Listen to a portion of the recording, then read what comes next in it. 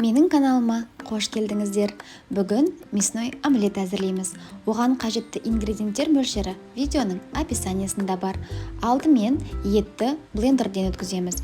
Кейін үстіне сарымсақ пен пиязды қосып, тағы да үгітеміз. Дәміне қарай тұз және бұрыш сеуіп араластырамыз.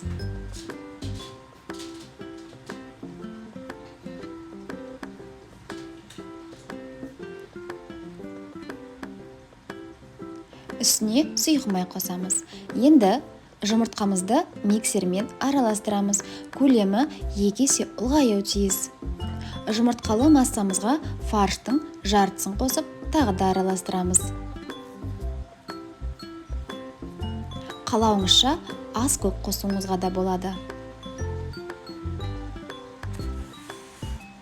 Енді қызып тұрған табаға май құйып, жұмыртқалы массамызды құямыз.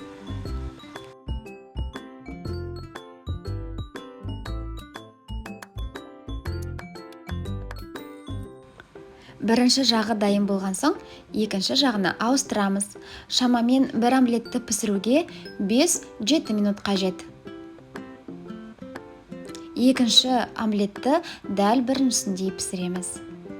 Бұл мясной омлеттерге мен күрішті бұқтырдым.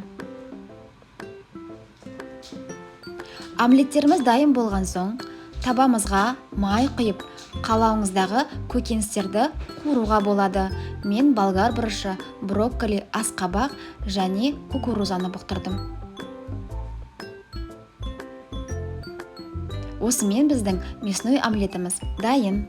Астарыңыз дәмді болсын.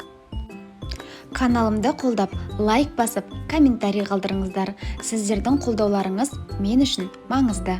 Келесі кездескенше.